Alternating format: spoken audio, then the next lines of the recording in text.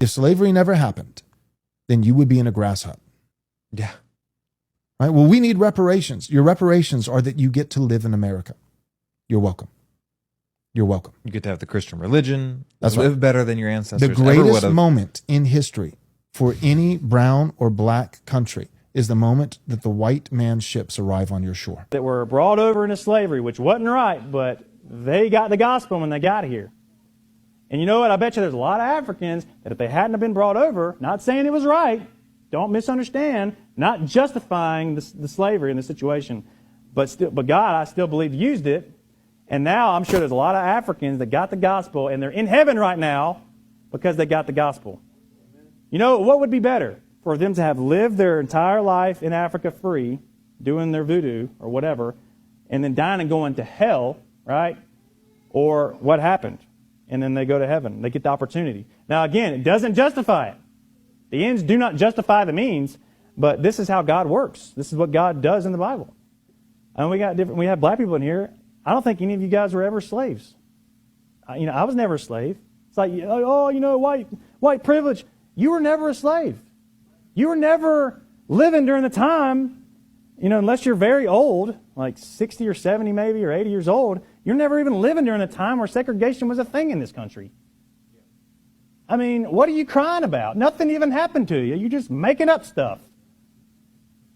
You can't look at the facts that I was reading and just attribute that to some kind of white privilege. It's not real. Get over it. Quit having all the excuses. Why don't you take some responsibility for your choices? Be content with whatever situation you were born into and make the most of it.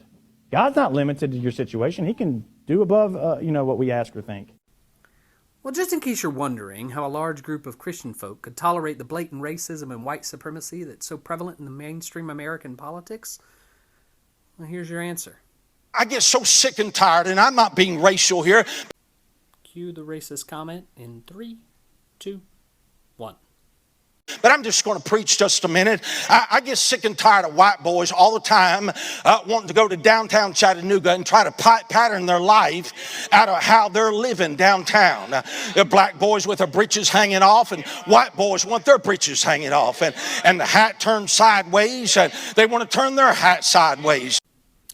Listen, I know it sounds like this is from the 70s, 80s, or 90s, but this was actually filmed in November of 2021. Continue. It makes me sick to pull up to a red light and see a white boy in a little lowered car with one of those trash can mufflers on it and the boom box in it, and they're goosenecking in there. And I want to jump out and open the door and say, you're not black, you're white, and straighten up.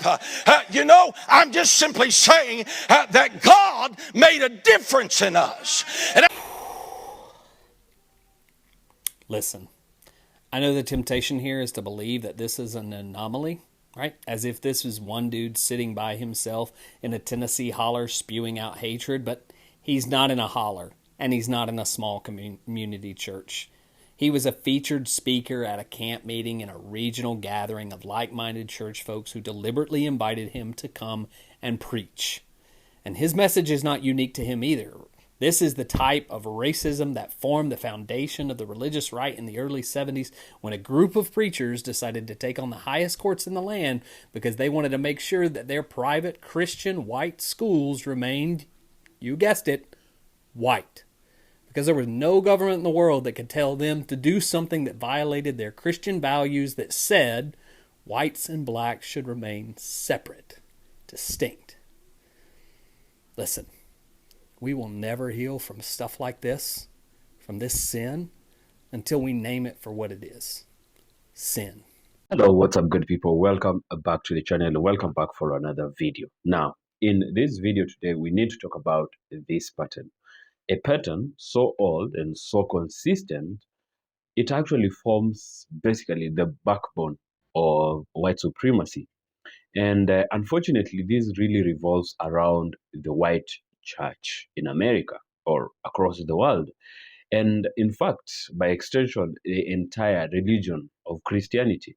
Because time and time again, you will come across these people or even clips of these preachers or self-proclaimed patriots and Christian nationalists saying such outrageous things like black people benefited, from slavery, or that reparations are unnecessary because um, black people should be grateful that they are, or they have a chance to live in America. Really. And these are not isolated moments, isolated people, isolated cases. No, these are actually true reflections of a systemic mindset of white supremacists that was built and nurtured inside white America. And so that is what I want us to dissect in this particular video. And before we do that, I would love to share some of the clips that I compiled for you. And we'll be back with a really good analysis of this. So stay tuned. So I was busy being a passenger princess over the weekend. Because, of course I was. And then we pulled up to a red light, and that's when I heard it. If you don't accept Jesus Christ into your heart, you'll burn in hell for eternity. This man, standing on a corner with a megaphone, screaming about burning souls and finding Jesus. He was so angry, like he was trying to scare heaven into people. And the longer I listened, the more I realized it wasn't about love. This was about control. And I started thinking about Christianity, not every believer, but the institution. It built its whole foundation on that, on fear. This obsession with saving people that never asked to be saved. So when Christianity started, it was all about survival, hope for people that were living under oppression. But the moment Rome adopted it, everything changed. Faith got baptized in power. And when power puts on a robe, it starts calling conquest holy. They said spread the gospel, but what they really meant was spread us. It wasn't about God anymore. This was all about empire. And once the empire realized that you could rule people through fear, not just force, saving souls became a business model. And over time, that power split itself into pieces. You've got your Catholics, your Protestants, Baptists, Evangelical, each claiming that they had the only path to truth. But those arguments weren't about faith, they were about control. Every denomination was just another hierarchy with a new costume. And the wildest part? Most Christians still pick and choose what parts of the Bible to follow. They'll preach love thy neighbor, unless that neighbor is poor, Muslim, queer, trans, or anything else that doesn't align with what they believe. They'll quote judge not right before condemning you. They'll excuse their own sins as human weakness, but call someone else's humanity an abomination. And if you think that hypocrisy is new, it's not. For centuries, some of the worst evils on earth were justified by people holding the Bible. They used God to defend slavery, said Africans were cursed descendants of Ham.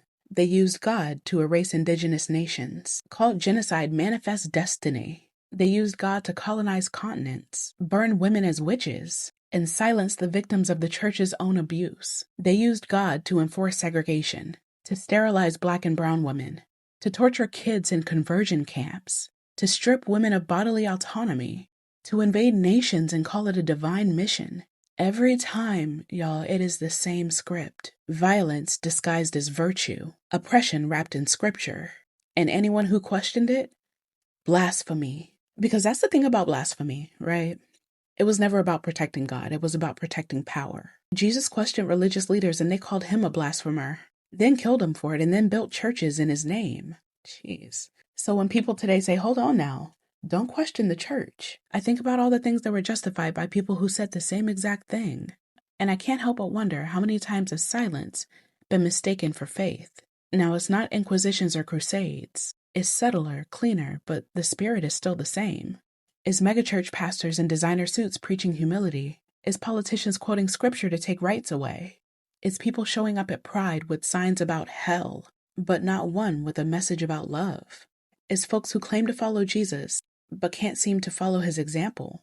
Because he didn't build churches, he built communities. He didn't use threats, he used compassion. He didn't convert people through fear. He met them where they were. And if hearing all that makes you uncomfortable, good. Because discomfort is how the truth starts to work on you. This isn't about your grandma's faith or your favorite gospel song. This is about the institution that used the name of God to colonize, enslave, and control. And still calls that righteousness. If your faith can excuse your violence but not someone else's existence, that's not religion, that is hypocrisy.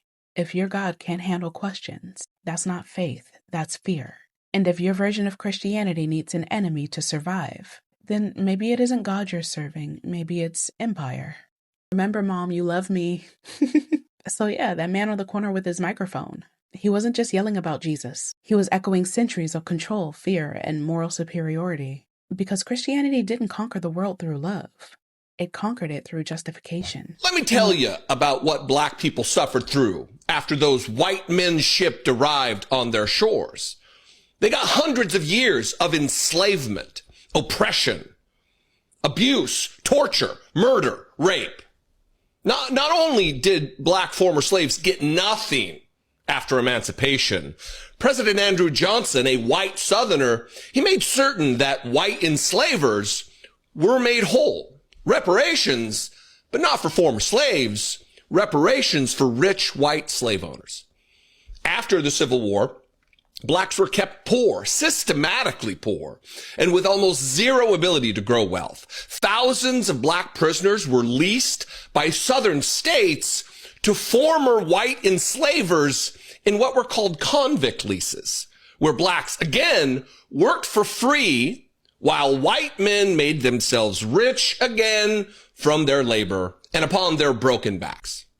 There were also sharecropping, which grossly exploited black work ethic while allowing the former enslavers to maintain their power and to continue to grow their wealth, their white wealth. Again, ultimately passing that on to future generations of their white descendants. Of course, during this time, there were also Jim Crow laws in place all over the South, which made it illegal for black Americans to occupy the same spaces as whites.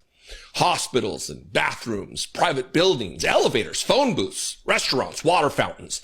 Everything that was white, which was everything, was off limits for black Americans.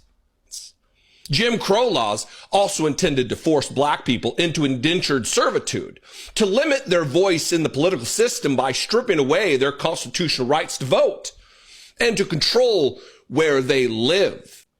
It was the American legal system explicitly designed for oppressing them. You know this though, Joel, right?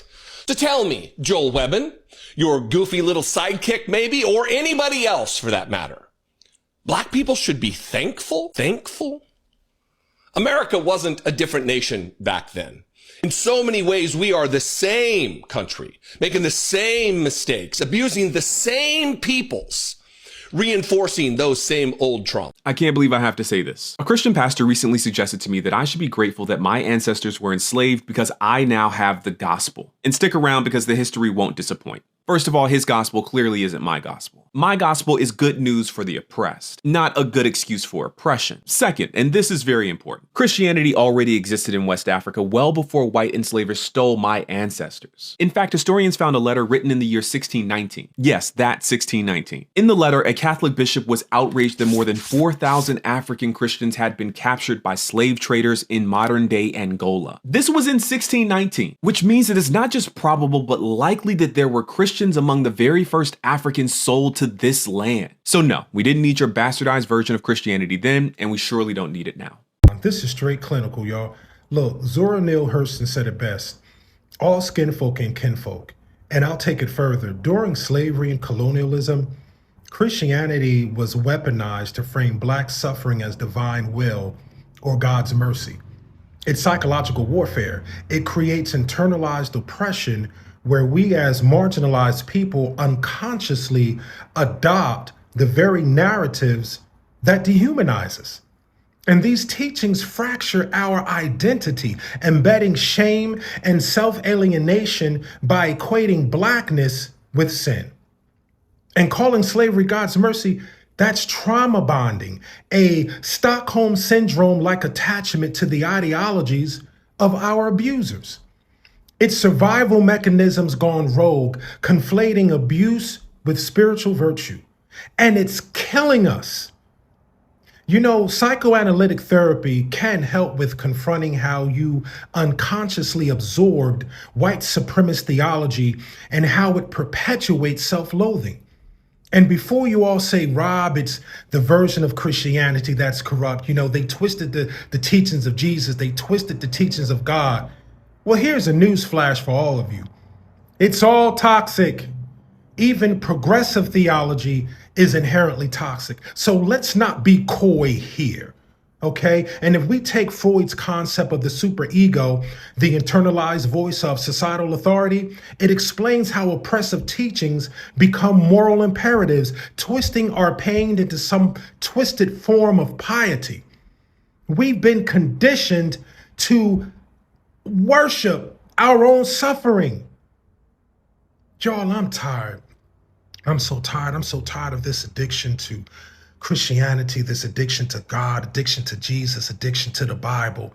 It seems we're addicted to everything but our own humanity. What is wrong with being human?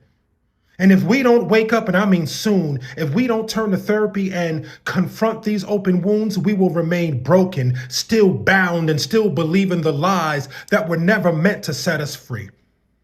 To be human is enough, and please seek therapy immediately. U.S. churches were full-fledged stakeholders in slavery. Episcopal, Presbyterian, Baptist, Methodist, major denominations owned enslaved people, rented them out, and in some cases, they confined them in jail-like pens beneath or beside their sanctuaries, while white Christians prayed upstairs. Black men, women, and children were shackled below, treated as inventory instead of human beings. Now, it was common for enslavers to require their slaves to go to church so that they could learn about being a humble slave to their masters. But these people held in the pens below were livestock waiting to be sold, being punished. Who knows what? Georgetown University's Jesuit priests sold 272 enslaved people in 1838 to pay off school debts. In Charleston, St. Philip's, and St. Michael's, they forced black attendees into upper galleries while white parishioners sat in comfort below. Methodist ministers in the South regularly enslaved people as personal property. And of course, many ministers in the South enslaved people as personal property. Southern Baptists split from Northern Baptists in 1845 for one reason: to defend their right to keep enslaved people. Churches built slave galleries to force enslaved people to attend services, but not sit with white people. And the sermons told them to obey their masters. But the people locked in the church pens, they weren't taken upstairs to worship. They were confined like livestock. They were waiting to be sold, rented, or punished. The church baptized enslaved people. They preached a lot about obedience, and they promised them life after death in heaven, while profiting from their stolen lives on earth. This is white history, and white Christians especially need to own it. Christianity was dominated by white people, and then they used their Christian God to colonize over 80% of the world. After claiming that their Christian God gave them divine permission to do so, they forced their religion onto black and brown people. White Christians forced Christianity onto black and brown people so that they could assimilate into white supremacy and that they could be submissive to white people. So through military force, economic leverage, and slavery, Christianity brainwashed a large portion of the world. White supremacy and Christianity go hand in hand. I'm going to say something that might feel uncomfortable for some Christians, but it's going to be old news for everybody else. White supremacy and Christian supremacy are one and the same. Let me explain. Christian supremacy has existed long before white supremacy did. Christian supremacy is the belief that Christianity, its worldview, its values, even its people, are superior to all others. It's the assumption that Christian morality and power should get to define what's good, what's civilized, what's true, what's important. White supremacy is the racialization of that exact same logic. It's how those hierarchies of worth got mapped onto skin color and geography. They are not separate stories. They share the exact same root. Because what's hegemonic in the West isn't just whiteness, it's Christianity. Colonization is connected to Christianity. It's the invisible default shaping law and politics and education and even our sense of who deserves dignity and care. Until Christians are ready to confront their own internalized supremacy, we will never dismantle white supremacy. We will never dismantle domination culture. This isn't an attack on faith or Christianity. It's an invitation to integrity. You can be a Christian who rejects supremacy culture, who rejects Christian supremacy. My name is Joe Lumen. I'm a former pastor and Christian, and now I talk about all of the ways in which religion has shaped the world that we live in, for better and for worse, and how we can build lives of integrity instead of duty or indoctrination. White churches have not just been supported by white supremacy, they have served as its headquarters. I know you don't want to hear that. They have taught white people that oppression is godly and that power belongs to us by divine right. After the civil rights movement, powerful white people, men, saw that their grip was slipping. Black people were winning court cases. Poor people were organizing. Women were demanding rights. How dare we?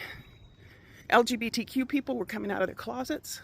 And the foundations of white male dominance were cracking. So they thought, what can we use that no one will question? In 1979, Jerry Falwell founded the Moral Majority. He said it was about championing family values. That was a lie.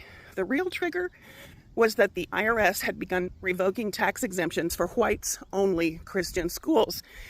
Those whites-only schools were created specifically to avoid integration. Falwell's own school, Liberty Christian Academy, was one of them.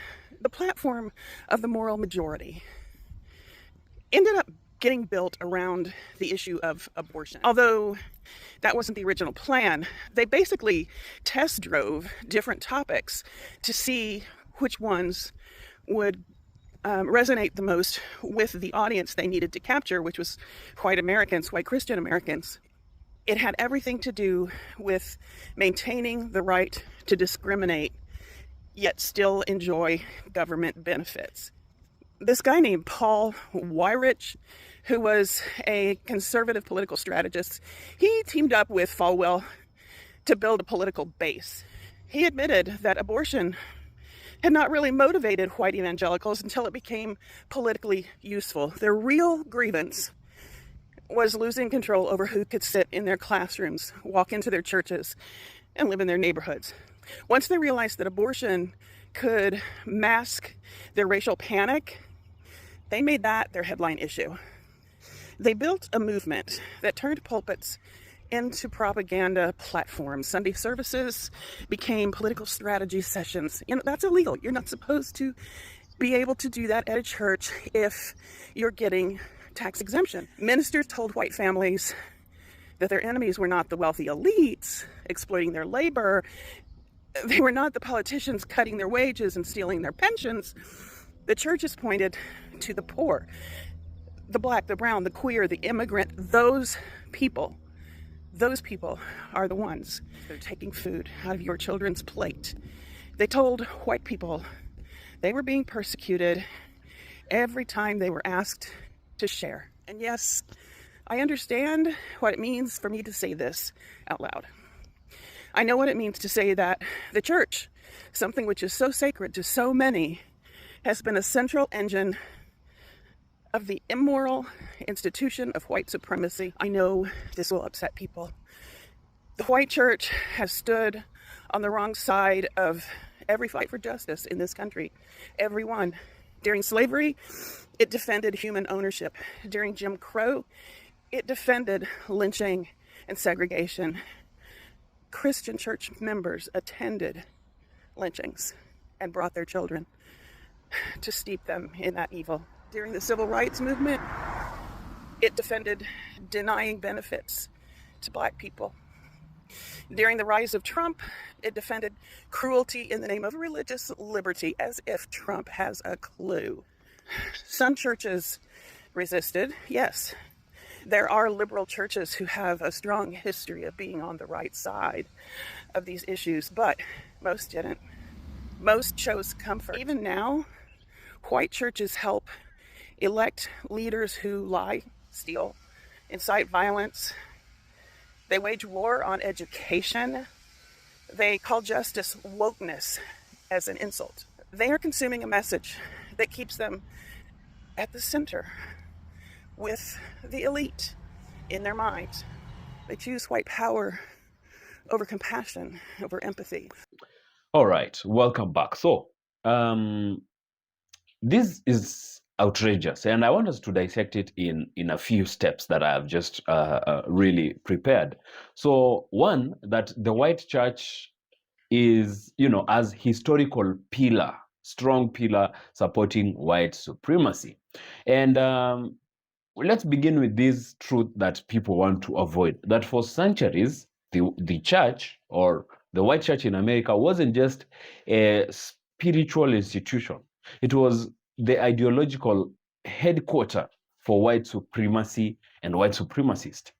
It created the theology that justified and glorified slavery, and it actually blessed colonization of native lands, native peoples in the Americas, in Africa, in Australia, in different parts of the world. It preached that white people are like the chosen people. They are the civilized people, and they are the morally and racially superior people. So when you hear these modern day cases of pastors claiming that slavery was a favor, or you sometimes come across white people on social media, white commentators suggesting that black people owe gratitude to oppression, as ironical as it sounds, they are not random.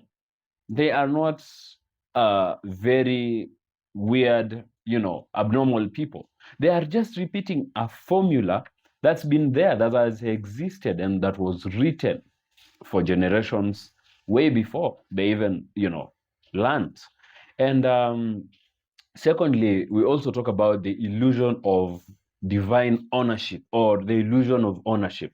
So one theme that always appears is the belief that America inherently belongs to white people. You wonder how they speak with a certain arrogance and ignorance, as if America belongs to white people, And you all hear people speak as if this country is their family property, or a family estate passed down from, I don't know, from heaven directly. But historically, everybody knows that white Americans are not natives of the land of America. They took it, and they just did not just take it peacefully. They violently acquired the lands.